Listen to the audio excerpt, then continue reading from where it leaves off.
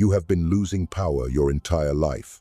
Not in the way most people imagine, not dramatically, not violently, not in a single catastrophic moment where everything collapsed. No, the loss happened quietly. It happened in conversations you thought were harmless. It happened in rooms where you smiled when you should have stayed still. It happened every time you explained yourself to someone who never deserved an explanation. Every time you chased approval from someone who had not earned the right to evaluate you. Every time you reacted when silence would have been the most powerful move available to you. You never felt it happening. That is the cruelest part. It did not feel like weakness. It felt like kindness. It felt like connection. It felt like being a normal, sociable, generous human being. But underneath that feeling, beneath every unnecessary word, every emotional outburst, every desperate attempt to be understood, something was being slowly drained from you. Something ancient, something invisible, something most people will never name, never identify, and never recover. That something is called power. Not the crude power of force, not the shallow power of money or titles, not the temporary power of popularity. I am speaking of something deeper, something more fundamental than anything society has taught you to value. I am speaking of the hidden law that separates those who command rooms from those who are commanded. Those who are respected without asking for respect. Those who are feared without ever making a threat. Those who hold authority simply by the way they exist in a space. Most people believe this kind of power is a gift. They believe it belongs to a certain personality type. They believe it is inherited, or natural, or simply beyond their reach. They are wrong. This power is a discipline. It is a law. And like all laws, it operates whether you know it or not. Right now, in this moment, this law is working against you or for you. There is no neutral position. You are either accumulating power or you are bleeding it out through 1,000 invisible wounds you do not even recognize as wounds. Tonight, that changes. Tonight, you will understand what Niccolo Machiavelli spent a lifetime documenting. You will understand what the most powerful rulers in history knew and what the defeated never discovered. You will understand the hidden law that governs all human dynamics, all relationships, all social hierarchies. And when you understand it, you will never be the same. Because once you see this law clearly, you cannot unsee it. It will change the way you walk into a room. It will change the way you speak, the way you listen, the way you choose your battles, the way you protect your energy, the way you respond to provocation, the way you carry yourself when no one is watching. This is not a lesson in manipulation. This is a lesson in mastery. The mastery of self, the mastery of presence, the mastery of the invisible force that determines your position in every relationship, every environment, every hierarchy you will ever enter. Pay attention. Everything you are about to learn has been hidden in plain sight your entire life. There is something you possess right now that is more valuable than money, more powerful than status, more dangerous than any weapon ever created. And yet, every single day, most people give it away freely. They spend it carelessly. They scatter it like dust into the wind, not realizing that with every careless expenditure, they are diminishing their own authority, their own magnetism, their own position in the invisible hierarchy of power. What is this resource? It is your attention, not just your eyes, not just your ears. Your full, concentrated, sovereign attention, the force inside you that decides what matters, what deserves a response, who earns access to your mental and emotional space. Your attention is the most finite resource you possess. You were given a fixed number of hours, a fixed reserve of mental energy, a fixed depth of emotional presence. Every moment you give it to something or someone that has not earned it, you are making a transaction that almost always leaves you poorer. Think about the last week of your life. How many conversations did you enter fully, investing your complete emotional presence, only to leave feeling emptied? How many arguments did you participate in that were never really about the truth, only about someone else's need to feel superior? How many times did you explain yourself when you owed no explanation? How many times did you chase a response, a reaction, a sign of acknowledgement from someone who had already demonstrated they did not value what you offered? Each of those moments was a withdrawal from an account most people never even realize they are maintaining. The most powerful individuals in human history understood this with complete clarity. They understood that attention, given freely, communicates desperation. It communicates need. It communicates that you require something from the person receiving your focus. And need in the architecture of power is weakness. But attention, withheld strategically, sends an entirely different message. When you stop chasing, people start wondering. When you stop explaining, people start questioning. When you stop reacting, people start fearing. Because what they cannot read, they cannot control. What they cannot predict, they cannot manipulate. What they cannot access freely, they begin to crave. This is not a tactic. This is a law of human psychology, so ancient it predates every philosophy, every civilization, every written word. The organism that is scarce, that is selective, that does not rush toward you, that organism commands attention, commands curiosity, commands respect. You must become that organism. You must understand that your attention is not a gift you owe to the world. It is a currency. A finite, precious, non-renewable currency. And how you spend it determines your position in every relationship, every negotiation, every human encounter you will ever face. Spend it on those who have earned it. Withdraw it from those who have not. Guard it with the discipline of someone who understands exactly how much it is worth. Because most people will never understand this. And in a world where most people bleed their attention out freely, the one who holds it with controlled intention becomes, in the eyes of everyone watching, someone extraordinary. More than 500 years ago, a man sat in a small stone room in Florence, Italy. He had been stripped of everything: his position, his influence, his freedom. He had served as a high diplomat of the Florentine Republic, advising rulers, negotiating with enemies, navigating the most treacherous political landscapes of Renaissance Europe. He had watched men rise to absolute power and fall into absolute ruin. He had studied the mechanics of authority with the cold precision of a scientist dissecting a living organism. And then, in 1513, forced into exile, he sat down and began to write. That manuscript would become one of the most studied, most feared, most misunderstood texts in all of human history. Niccolo Machiavelli's observations were not the product of imagination. They were the product of decades of direct, intimate observation of how power truly operates, not how philosophers wish it would operate, not how moralists insist it should operate, but how it actually moves through human beings, institutions, and societies. What Machiavelli discovered was deeply uncomfortable. He discovered that the rulers who survived the ones who held power through chaos, through war, through betrayal, through everything the world threw at them, were not the most virtuous. They were not the most beloved. They were not even always the most intelligent. They were the most controlled. They controlled their emotions when everyone around them was overwhelmed. They controlled their words when silence served them better than speech. They controlled their reactions when provocation demanded response. They controlled their image when reality was complicated. They understood that the perception of strength, the aura of unshakable composure, was itself a form of power, often a more durable form of power than wealth, more commanding than armies. Machiavelli wrote about princes, about dukes, about popes and generals and condottieri. But what he was really writing about was the architecture of the human mind, the way authority is created, not in moments of action, but in moments of restraint, the way respect is earned, not by demanding it, but by radiating a presence so composed, so deliberate, so utterly in command of itself, that those around it instinctively recalibrate their position.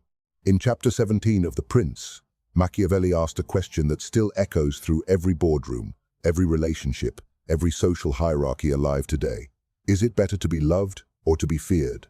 His answer was neither simple nor ruthless. He said, "It is best to be both. But when you must choose, when circumstances demand that you choose, fear is safer. Because love is conditional. Love depends on what you give, what you offer, what others feel you deserve in a given moment. Fear, the kind born not of cruelty, but of unpredictable composure, is self-sustaining. When people cannot read you, when they cannot predict you, when they understand that you will not be destabilized, they treat you differently. Not because they were told to, because something deep and primal inside them recognizes that they are dealing with someone who cannot be easily moved. This is the hidden law Machiavelli documented 5 centuries ago. It has not changed. Human psychology has not changed. The hierarchies may look different, the settings may look different, but the law is the same, the mechanism is the same. The result for those who master it is the same. Composure is power, restraint is power. Silence, deployed at the right moment, is the most devastating display of authority available to a human being. You are about to learn how to use it. Power does not come from being the loudest person in the room. This is the first and most critical lie that most people carry through their lives without ever questioning it. From childhood, the lesson is everywhere. Speak up, be confident, assert yourself, make your presence known. The loudest voice gets the recognition, the most aggressive player wins the game. But study the most powerful people who have ever walked through this world. Study them closely, not the ones who were briefly famous, not the ones who burned brightly and then disappeared. Study the ones who held power across decades, across rivals, across crises that destroyed everyone around them. They were not loud. They were quiet in a way that commanded all the sound in the room. Power does not come from constant visibility. It comes from selective appearance. It does not come from giving everyone access. It comes from being selectively inaccessible. It does not come from explaining yourself. It comes from the authority of a person who knows they owe no explanation. This is the hidden law. The law is this: what cannot be fully understood cannot be fully controlled. When people can read you completely, when your emotions are transparent, when your reactions are predictable, when your need for validation is visible, they have a map of your interior. And a map is a tool of navigation, of manipulation. The person who holds your map can guide you, can provoke you, can destabilize you with surgical precision. But when you master the hidden law, when you become selectively legible, emotionally contained, strategically silent, you take the map away. And a person without a map becomes cautious, becomes curious, becomes, in the deepest neurological sense, drawn toward you in ways they cannot explain and cannot control. Power is quiet. Power is selective. Power is controlled. The hidden law is not about doing more. It is about doing less, but doing it with complete deliberateness. It is about understanding that every word you speak is a piece of information you are giving away. Every reaction is a window you are opening. Every desperate explanation is an admission that you believe you need someone else's agreement to feel secure in your own position. Powerful people do not need agreement. They do not need validation. They do not need the room to understand them. They are comfortable existing in the silence of their own authority. This is not arrogance. Arrogance is fragile. It crumbles under pressure because it is built on the desperate need to appear superior. What I am describing is something entirely different. It is groundedness. It is the quiet certainty of a person who knows their own value without requiring anyone else to confirm it. Who walks into every room not to be accepted, but to observe. Not to impress, but to understand. Not to be liked, but to be remembered. The law does not ask you to be cold. It does not ask you to be cruel. It asks you to be disciplined. To choose your words with the precision of someone who understands that language is not just communication, it is the transfer of power. And every careless transfer leaves you weaker than before. From this moment, apply the law to everything. Apply it to who receives your time. Apply it to who receives your emotional response. Apply it to where you allow yourself to be drawn into conflict. Apply it to what you share, what you withhold, what you reveal, and what you allow to remain magnificently unexplained. This is the hidden law. This is the beginning of your transformation. When you stop reacting, something extraordinary happens inside the minds of others. Not immediately, not dramatically, but beneath the surface, in the invisible architecture of their psychology, a shift begins. A question forms, and that question, once formed, does not leave easily. Why did they not react? That question is the beginning of your power over them. Not power through force, not power through intimidation, but the most durable power available to any human being, the power of mystery, the power of being unreadable, the power of being someone whose interior landscape cannot be fully mapped, fully predicted, fully owned. The human brain is, at its core, a pattern recognition machine. It was built to predict, to model, to anticipate what comes next. This was a survival mechanism. When the people around you are predictable, you are safe. You know what they will do. You can prepare. You can relax. But when someone around you is unpredictable, not erratic, not chaotic, but deliberately composed in ways that resist easy interpretation, your brain cannot rest. It keeps searching. It keeps modeling. It keeps generating hypothesis after hypothesis, trying to understand what is happening beneath that controlled surface. This is obsession in its earliest form. You did not demand their focus. You did not perform for their attention. You simply refused to give them what they needed to feel comfortable, which was complete predictability, complete transparency, complete access. And in that refusal, You became the most interesting person in the room. Watch what happens when you apply this principle to someone who expected your emotional reaction and did not receive it. They will double their efforts. They will probe. They will test. They will escalate. They will try different approaches: guilt, flattery, provocation, withdrawal, all designed to trigger the response they expected and did not get. And every moment you remain composed, every moment you respond from position rather than from emotion, their psychological framework begins to shift. Their certainty becomes uncertainty. Their confidence in handling you becomes doubt. Their sense of control becomes awareness of its absence. And something fascinating happens. Respect begins to grow, not because you demanded it, but because you demonstrated something. Their psychology is biologically programmed to recognize and honor self-mastery. The person who cannot be easily provoked, cannot be easily read, cannot be easily moved, that person, in the hierarchy of the primal mind, registers as someone significant, someone powerful, someone who deserves to be treated with care. This is not theory. This is neurological reality. The limbic system, the ancient, emotional center of the human brain, responds to composure the same way it responds to authority. It calibrates. It adjusts. It says, without using language, this person is not to be handled carelessly. You do not need to announce your power. You do not need to perform your strength.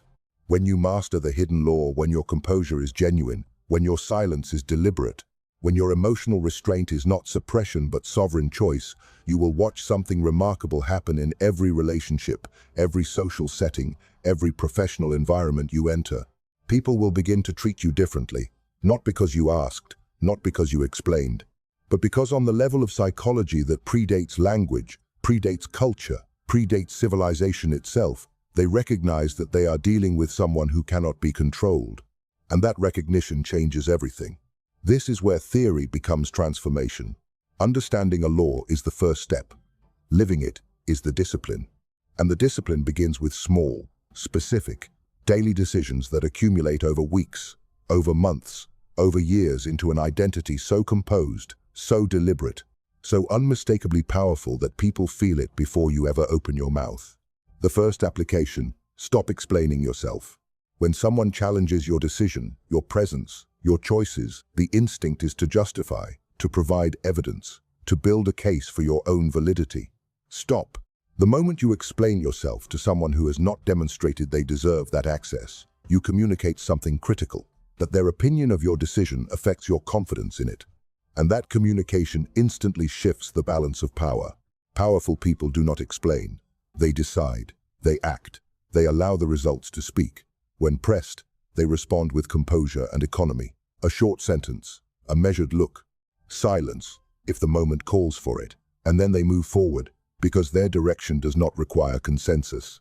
The second application: choose silence over reaction. When provoked, and you will be provoked, the body demands response. The nervous system floods. The urge to react, to defend, to counter, to strike back is overwhelming. This is the moment where everything is decided. The person who wins this moment wins the entire encounter. Do not give the reaction they are fishing for.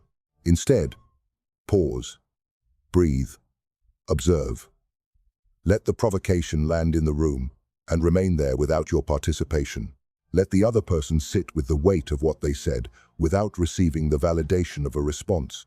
The silence that follows provocation, composed, untroubled silence, is not defeat. It is the single most powerful move available to you. The third application: become selective with your presence. Not every invitation deserves your attendance. Not every conversation deserves your engagement. Not every person in your environment deserves access to your time and attention. The person who shows up everywhere, who participates in everything, who is always available, that person is treated as abundant, as ordinary, as someone whose presence costs nothing and therefore holds no particular value. Become someone whose presence costs something, not through arrogance, through standards. Appear where it matters. Engage where it serves your purpose. Withdraw from environments that drain your authority. And let people notice, without announcement, that you are selective, that your presence is something worth earning. The fourth application: let your results lead, not your words. Stop telling people what you are capable of. Stop describing your plans, your potential, your vision in search of encouragement or validation. Do the work in silence. Let the outcomes announce you. In a world overflowing with people who speak more than they do, the person who does more than they speak carries a weight of credibility that no amount of self-promotion can manufacture. These are not performances. These are practices. Daily practices. Practices that rewire the way you move through the world and, in doing so, rewrite the way the world responds to you.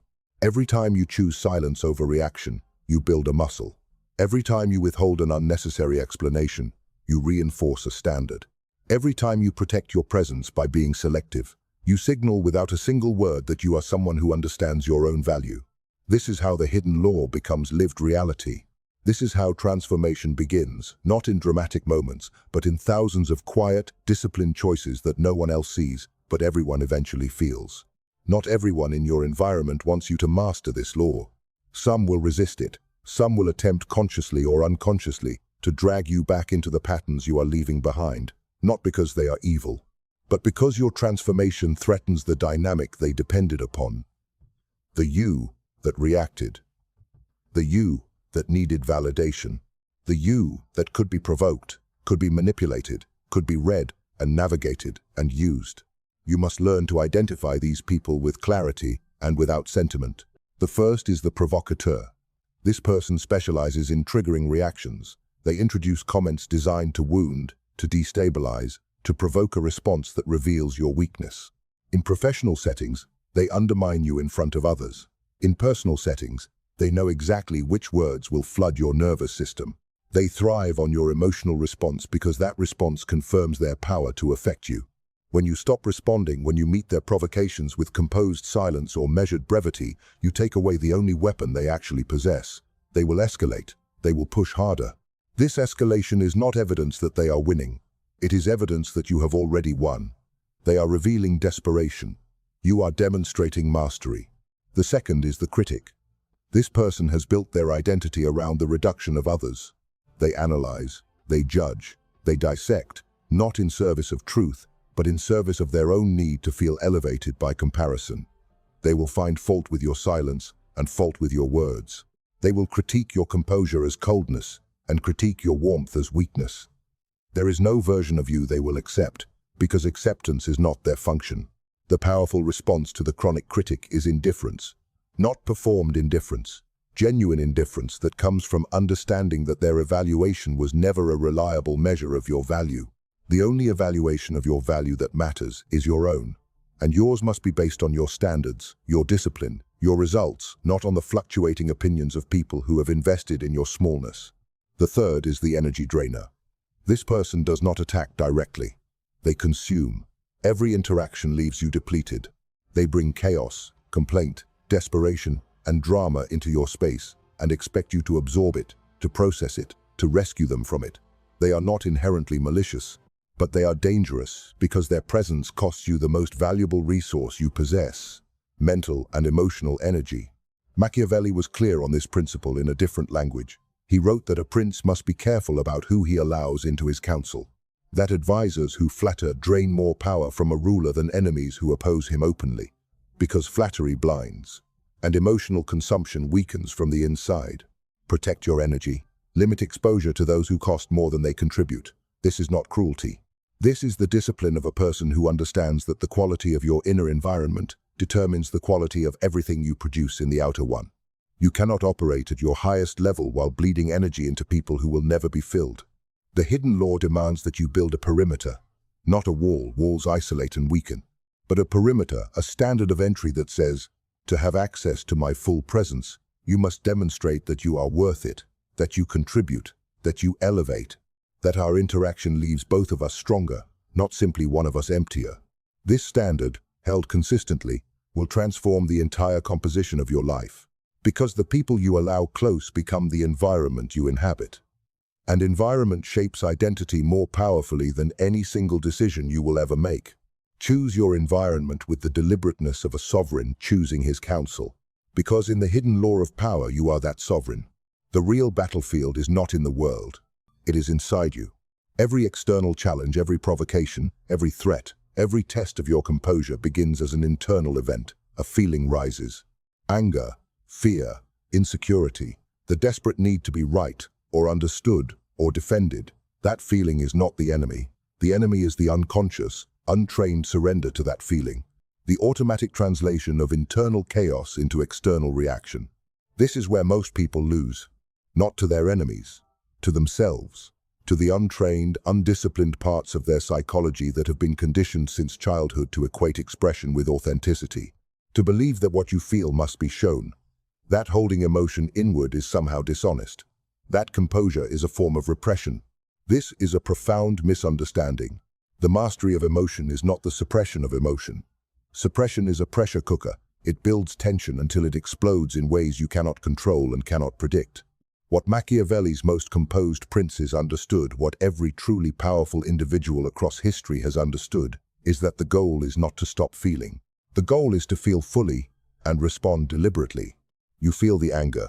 You do not become the anger. You feel the fear. You do not broadcast the fear. You feel the need to react. You choose, consciously and completely, not to. This is emotional mastery, and like all mastery, it is built through repetition. The first few times you hold your composure under pressure, it will be uncomfortable. Your body will resist. The urge to react will feel almost physical, like pressure pushing from inside. This discomfort is not a sign that you are failing. It is a sign that you are building something, that you are stretching a capacity that has been dormant for years, possibly decades. Over time, with consistent practice, with conscious daily application of the hidden law, the discomfort diminishes. The pause between stimulus and response grows longer. The choice becomes cleaner. And eventually, composure stops being something you practice and becomes something you are. This is when the transformation is complete. When others lose themselves in chaos and you remain still, not because you forced yourself to, but because stillness has become your natural state, you will have achieved something that the vast majority of human beings will never achieve. You will have become the author of your own responses, the sovereign of your own interior. Machiavelli understood this. He wrote that the prince who controls himself controls his state, that the ruler who is mastered by his own passions will always be vulnerable to those who know which passion to pull. This observation is as true in a relationship as it is on a battlefield, as true in a boardroom as it is in the halls of a Renaissance palace. Control yourself, and you control your world. Not the events of the world, those remain beyond your command, but your position within those events, your response to those events, your authority over the narrative of who you are, in the middle of everything falling apart, or everything intensifying, or everything demanding that you collapse into reaction and abandon your center. Train the internal discipline. Train it daily, in small moments. The moment when you want to raise your voice and choose quiet instead. The moment when you want to explain yourself and choose silence instead. The moment when you want to fill an uncomfortable pause with words and choose to let the pause exist instead. Each of these moments is a training session, a repetition, a deposit into the account of your own mastery. This is the work. It is not dramatic, it is not glamorous, but it is the most important work you will ever do. Because everything else, your relationships, your professional authority, your social position, your sense of self, everything flows from the quality of your internal discipline. Build it like your life depends on it. Because in ways most people never realize it does. Something is different now. You may not feel it yet, but a shift has already begun the moment you started to truly understand what you have been reading tonight. Because understanding at this level is not neutral. It rewires. It reframes. It makes it impossible to look at the world, at your relationships, your environments, your past reactions, with the same eyes you used before. You are no longer the person who entered this video. That person was operating on unconscious patterns, giving away attention without accounting for the cost, reacting to provocations that were never worth a response, explaining themselves to people who had no right to an explanation, spending their most finite and precious resources, time, energy, presence, without any awareness of the transaction taking place. That person is being left behind. Who you are becoming understands that every interaction is a negotiation, not in the cynical sense, but in the precise sense that every moment of human contact involves an exchange of energy, attention, and authority. And the person who understands this exchange, who moves through it deliberately, who chooses what to give and what to withhold and what to guard completely, that person does not just survive interactions. They command them. You see differently now. When someone tries to provoke you, you see the mechanism. You recognize the attempt to access your emotional reactivity, to use your own feelings as a lever against you. And recognizing it, you are no longer at its mercy. You observe, you evaluate, you respond from your position, or you choose not to respond at all. When someone demands an explanation you do not owe, you recognize the dynamic, the implicit message that your choices require their approval, and understanding that message, you are free from its grip. Not because you are arrogant, but because you are clear. You think differently now, long-term over short-term, position over reaction, discipline over impulse. The question is no longer, how do I feel in this moment? The question becomes, what serves my position in this moment? Not coldly, not without humanity, but with the clear-eyed awareness of someone who has taken responsibility for their own trajectory and is no longer willing to allow momentary emotion to write the story of their life. You operate differently now. You have become someone who cannot be easily controlled. And that, in the language of the hidden law, in the language Machiavelli spent his life articulating, in the language of every human being who has ever held genuine authority in any era, any culture, any context that is the foundation of everything. You cannot be bought with flattery because you do not need validation. You cannot be rattled with criticism because you have your own standard of evaluation. You cannot be manipulated through your emotions because your emotions are no longer an open door. You have become the rare individual who walks through the world on their own terms, who enters rooms not to be accepted, but to assess, who speaks not to fill silence, but to contribute meaning, who holds power not through performance, but through the deep, genuine, unshakable quality of their own self-mastery. This is your identity now. It will be tested. The world will test it. Old patterns will attempt to re-emerge. People from your past who benefited from the previous version of you will push back. Moments of weakness will come, because they always come where the old impulses feel overwhelming and the discipline feels distant. In those moments, remember this. The law does not change because you are struggling. The law does not weaken because the moment is difficult. The law holds. And every time you hold with it, every time you choose composure over reaction, discipline over impulse, position over emotion, you become more of what you are now in the process of becoming. You are the person who knows the hidden law. Act like it, every day, without exception. From this moment forward, everything changes. Not because the world has changed. The world remains exactly as it was before this video began. The people who provoke are still provoking. The dynamics of power are still operating in every conversation, every workplace, every relationship, every social environment you inhabit. What has changed is you. You now carry something that the vast majority of people moving through those same environments will never possess. Awareness of the law that governs all of it, the hidden law. The one that was operating your entire life, working against you when you moved in ignorance, and beginning now, in this moment, to work for you as you move with understanding. Machiavelli's greatest contribution was not a strategy, it was clarity. The courage to look at power as it actually operates, not as we wish it would, not as we have been told it should, and to document the truth with unflinching precision. That clarity, applied with discipline, is what separates those who hold authority from those who spend their lives wondering why they never seem to command the respect they deserved. You now have that clarity. The question that remains, the only question that has ever mattered, is whether you will use it. Will you return to unconscious reactivity, to careless expenditure of your attention and emotional presence, to explaining yourself to those who have not earned the explanation, to reacting in the moments that demand restraint? Or will you hold the law? Will you choose silence when silence is power? Will you guard your attention with the discipline of someone who knows exactly what it is worth? Will you move through provocations with the composure of someone who cannot be destabilized? Will you build day by day, choice by choice, moment by moment, the identity of a person who cannot be controlled, cannot be read completely, cannot be easily dismissed or manipulated or reduced? The answer to that question is the rest of your life. This is not the end of the lesson. This is the beginning of the practice. And the practice begins now, in the next conversation you have, the next provocation that reaches you, the next moment where the old pattern pulls and the new discipline holds. Hold the law. If you understand what was shared tonight, if something in this resonated with a truth you have always sensed but never fully articulated, leave a comment below with these 3 words. I am in control.